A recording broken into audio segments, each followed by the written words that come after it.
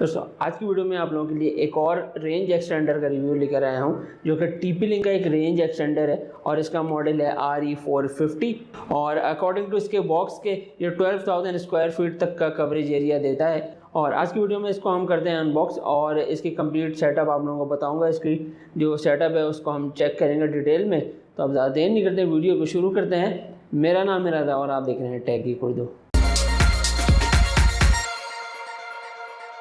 तो ये है हमारे पास TP-Link वाईफाई रेंज एक्सटेंडर का बॉक्स। यहाँ पे मॉडल मेंशन है और यहाँ पे जो है वो इसकी स्पीड्स वो यहाँ पे मेंशन है। राइट साइड की बात करें तो यहाँ पे जिसके अंदर सॉफ्टवेयर के अंदर जो मॉडिफिकेशन कर सकते हैं हम वो मौजूद हैं।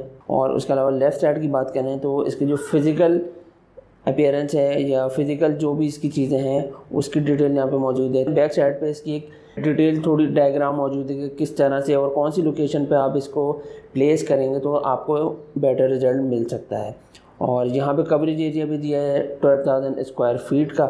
यहाँ पे QR कोड मौजूद है जिसके थ्रू आप TP-Link की थिएटर ऐप को इंस्टॉल कर सकते हैं और इसका सेटअप कंप्लीट कर सकते हैं। बॉक्स को सबसे पहले ओपन करते हैं, लेकिन यहाँ पे एक बड़े साइज़ का बॉक्स मौजूद है। इसके अलावा बॉक्स के अंदर हम देख लेते हैं और क्या क्या हमें चीज़ें मिलती हैं। क्विक इंस्टॉलेशन गाइड है, सेटअप वीडियोस के लिए QR कोड मौजूद है। इस QR कोड को आप स्कैन करके इसकी जो इंस्टॉलेशन है उसको समझ सकते हैं। तो अगर हम इसकी फ़िज़िकल अपीयरेंस की बात करें तो जो इसकी फ़िज़िकल अपीयरेंस है सामने से वो बहुत ही ज़्यादा खूबसूरत ये डिवाइस बनी हुई है। फ्रंट जो है वो इसका पूरा ग्लॉसी है और फ्रंट साइड पे जो इसके वो WPS का बटन यहाँ पे मौजूद है जिसको आप सिंगल क्लिक करके इजीली कनेक्ट कर सकते हैं। उसके अलावा यहाँ पे तमाम इसकी LEDs मौजूद हैं। और इसके अलावा जो इसकी राइट साइड की अगर हम बात करें तो यहाँ पे दो बटन मौजूद हैं, एक पावर का बटन और उसके अलावा यहाँ पे एक LED का बटन, जिसकी वजह से आप इसको इजीली इसकी LEDs जो हैं उनको ऑफ और ऑन कर सकते हैं।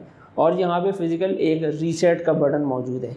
अगर हम इसकी लेफ़्ट साइड की बात करें तो यहाँ पे मौजूद है गीगाबिट ईथरनेट की पोर्ट। तो इसकी मदद से आप अपने LAN का जो नेटवर्क है उसको वायरलेस कर सकते हैं। और इसके अलावा इसमें 3 एंटीनास आते हैं जो कि फोल्ड हो जाते हैं, जो कि ये भी एक अच्छा और अनयूजुअल सा एक लुक दे रहे हैं इस रेंज एक्सटेंडर को। और आप इसकी फ़िज़िकल अगर अपीयरेंस देखें तो नॉर्मल रेंज एक्सटेंडर के हिसाब से साइज़ में थोड़ी सी उनसे बड़ी है। अगर हम बात करें इसकी प्राइस की तो पाकिस्तानी मार्केट में इसकी प्राइस है 10,700 रुपये, लेकिन ये थोड़ी सी एक्सपेंसिव डिवाइस है। मार्केट में आपको कम रेंज की डिवाइस अगर आप सर्च कर रहे हैं तो वो भी मार्केट में आप लोगों को ईजिली मिल जाएगी। ये जो एरिया को कवरेज देती है वो है अप टू 12,000 स्क्वायर फीट, जो कि इनके बॉक्स पे मेंशन है। इसके अलावा ये AC 1750 ड्यूल बैंड के मैकेनिज्म पे वर्क करता है, जिसके अंदर 2.4 गीगाहर्ट्ज़ और 5 गीगाहर्ट्ज़ के दो कनेक्शन इसके अंदर मौजूद होते हैं। तो अब हम चलते हैं इसके सेटअप की तरफ और उसके बाद इसके जाके रिजल्ट को चेक करते हैं। तो चलें अब शुरू करते हैं अपनी रेंज एक्सटेंडर का ये सेटअप। और इसके दो मेथड हैं, आप चाहें तो फ़ोन के थ्रू भी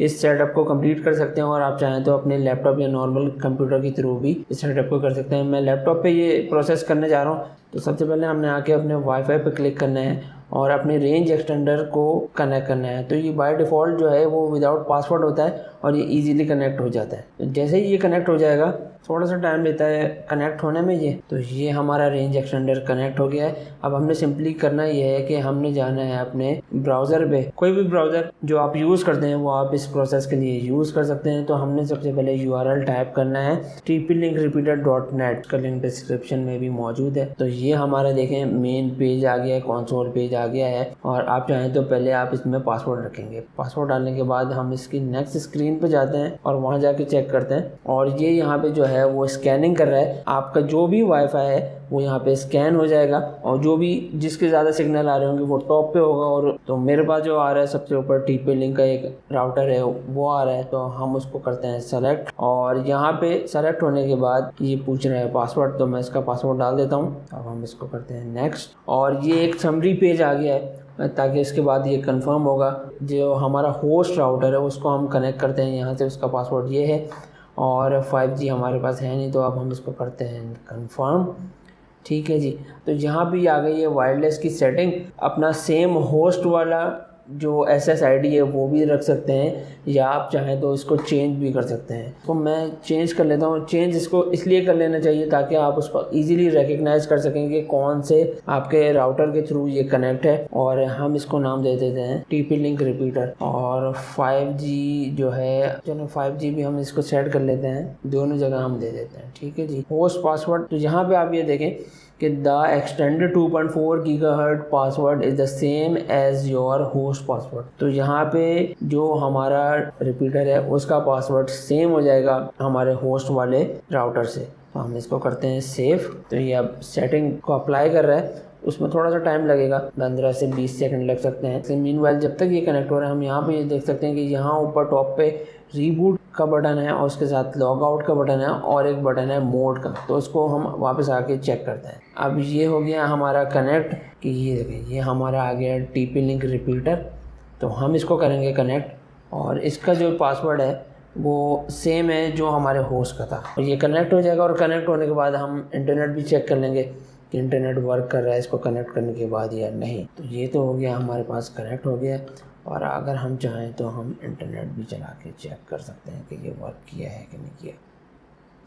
انٹرنیٹ ہمارا ورک تو کر گیا, اور اگر ہم چاہیں تو کوئی اور ویب سائٹ کھول لیں تو تاکہ ہماری انداز ہو جائے کہ یہ صحیح ورک کر رہا ہے کہ نہیں. انٹرنیٹ کنیکٹ ہو گیا ایزیلی, اتنا زیادہ کوئی لیندی پروسیس نہیں تھا, ایزیلی آپ اس کو کر سکتے ہیں آسانی کے ساتھ. تو اب ہم اگر دیکھیں اس کے پیج پہ اور سیٹنگ اس کے اندر کیا کیا موجود ہے, یہ اس کی دیکھیں یہ تمام اس کی سیٹنگز آ گئی ہیں. اور یہ آپ اس کا مین اسٹیٹس پیج ہے, اور یہ انٹرنیٹ پہلے راؤٹر میں کنیکٹ ہوا, اس کے بعد راؤٹر سے ہمارے RE450 جو کہ ہمارا رینج ایکسٹینڈر ہے یا ریپیٹر ہے اس سے کنیکٹ ہوا, اور اس کے بعد کلائنٹ پہ جا رہا ہے. اگر ہم کلائنٹ پہ کلک کریں گے تو یہ ہماری کلائنٹ کی ڈیوائس بتا دے گا کہ کون سا کمپیوٹر ڈیوائس نیم, اور اس کے بعد اس کا میک ایڈریس بھی یہاں پہ بتا دے گا. اور اگر ہم اپنے ریپیٹر پہ کلک کریں گے تو یہ اس ریپیٹر کا پوری انفارمیشن دے دے گا, اس کے SSID کے بارے میں بتا دے گا, اور چینل کے بارے میں بتا دے گا, اس کے میک ایڈریس کے بارے میں بتا دے گا. DHCP اس کا آف ہے بائی ڈیفالٹ. اور اگر ہم اس کے راؤٹر پہ کلک کریں گے تو یہ راؤٹر کی بھی ڈیٹیل دے دے گا کہ کون سا راؤٹر ہے جس کے تھرو یہ کنیکٹ ہوا ہے. سگنل کی اسٹرینتھ وغیرہ بتا دے گا کہ کتنی اچھی ہے, بہتر ہے یا نہیں. اگر ہم انٹرنیٹ پہ کلک کریں گے تو یہ اس کے اسٹیٹس کو بتا دے گا کہ انٹرنیٹ کنیکٹ ہے. اگر ہم وائرلیس پہ جائیں گے اور وائرلیس پہ کلک کریں گے تو یہاں پہ یہ آپشن آ جائے گا connect to host net work. Wireless کو اسکین کریں گے تو ہمارے پاس دوبارہ آپشن آ جائے گا کہ ہم کون سے راؤٹر کی اس سے کنیکٹ دوبارہ کر سکتے ہیں. تو آپ یہ دوبارہ ہے, اور ایکسٹینڈڈ نیٹ ورک کے اندر ہمارے ریپیٹر یا ہمارے رینج ایکسٹینڈر جو ہے اس کی سیٹنگ آ جائے گی, جہاں سے ہم اس کی SSID وغیرہ چینج کر سکتے ہیں, اور اس کی ہم SSID ہائڈ بھی کر سکتے ہیں. ٹھیک ہے جی. جب پاسورڈ جو ہے وہ اس میں یہاں پہ جو ابھی تک ہے وہ سیم ہمارے ہوسٹ والا ہی پاسورڈ ہے, اور اگر ہم اس کے بعد اور نیٹ ورک میں جا کے چیک کریں تو یہ DHCP سرور کی سیٹنگ ہے, نیچے DHCP کلائنٹ کی سیٹنگ یہاں پہ موجود ہے. ایڈوانس سیٹنگ میں ہم جائیں تو پاور شیڈول اس کے اندر موجود ہے, پاور آف ٹائم کتنے گھنٹے کے بعد آپ اس کو بند کرنا چاہتے ہیں وہ ہے. وائی فائی کوریج کا ایک اس کے اندر آپشن موجود ہے, اور میکسیمم کوریج اس وقت یہاں پہ چیک ہوئی ہے بائی ڈیفالٹ, اور آپ چاہیں تو اس کو انٹرمیڈیٹ یا منیمم بھی کر سکتے ہیں. ایکسیس کنٹرول میں اگر ہم جائیں تو ایکسیس کنٹرول کی بھی یہاں پہ موجود ہے لسٹ. ایکسیس کنٹرول کا مطلب یہ ہے کہ آپ اپنی جو بھی کوئی آپ کا یوزر کنیکٹ ہوا ہے آپ چاہتے ہیں کہ ہم اس کو بلاک کر دیں تو وہ یہاں سے بلاک کا آپشن بھی موجود ہے. ٹھیک ہے, یہاں سے کلک کر کے آپ اس کو بلاک کریں گے تو یہ بلاک ہو سکتا ہے. وائٹ لسٹ اور بلیک لسٹ اس کے اندر دونوں موجود ہیں کہ آپ کو کون سی یوزر کو بلاک رکھنا ہے اور کون سے یوزر کو اپنے انٹرنیٹ جو ہے وہ الاؤ کرنا ہے. ٹھیک ہے جی. اور ہائی اسپیڈ پہ اگر ہم آئیں گے تو ہائی اسپیڈ موڈ جو ہے وہ اس میں بائی ڈیفالٹ چیک انیبل نہیں ہے, جو بائی ڈیفالٹ ہے ہم ابھی اسی سیٹنگ پہ جانے دیتے ہیں. اور اس کے بعد ہم جا کے چیک کرتے ہیں کہ اس کے اندر جو ہے وہ ٹائم سیٹنگز موجود ہے. ٹائم آپ اس کو کر سکتے ہیں, ڈے لائٹ سیونگ ٹائم موجود ہے. اس کے علاوہ LED کنٹرول کی سیٹنگ موجود ہے. فرم ویئر اپ گریڈ آپ یہاں سے کر سکتے ہیں. آپ کا جو رینج ایکسٹینڈر ہے اس کا بیک اپ, اس کو ریسٹور اور اس کو فیکٹری ڈیفالٹ آپ بیک اپ اینڈ ریسٹور کے ٹیب سے کر سکتے ہیں. ایڈمن اکاؤنٹ یہاں پہ موجود ہے, آپ پاسورڈ چاہیں تو چینج کر سکتے ہیں. اور یہ ہے اس کا پورا سسٹم لاگ. اگر ہم کوئک سیٹ اپ پہ جائیں گے تو واپس شروع سے پورا پروسیس کر دے گا. مین پیج پہ اور رائٹ سائڈ پہ ریبوٹ کا بٹن ہے, آپ یہاں سے ریبوٹ کر سکتے ہیں. اس کے علاوہ لاگ آؤٹ کا بٹن ہے, آپ لاگ آؤٹ بھی یہاں سے کر سکتے ہیں. تو اگر ہم موڈ میں جائیں تو یہاں پہ 2 موڈ ہمارے پاس موجود ہیں. Axis point, transform your existing wired net work to wireless net work. تو آپ نارمل لین جو سیٹ اپ ہے اس کو ہم وائرلیس کر سکتے ہیں, اور آپ چاہیں تو ریپیٹر سے ایکسٹینڈ کر سکتے ہیں اپنا وائرلیس نیٹورک ایزیلی. تو یہ ہے اس کا مین پیج. اس ویڈیو کے ریلیٹڈ یا کسی اور ویڈیو کے ریلیٹڈ آپ لوگوں کی کوئی بھی کوسچن ہو, کوئی بھی کیوریز ہو, تو آپ اس کو کمنٹ کر سکتے ہیں یا ہمارے فیس بک پیج پہ جا کے ہمیں ڈائریکٹ میسج کر سکتے ہیں. آئی ہوپ کہ آج کی ویڈیو آپ کو ہیلپ فل لگی ہو. Thanks for watching.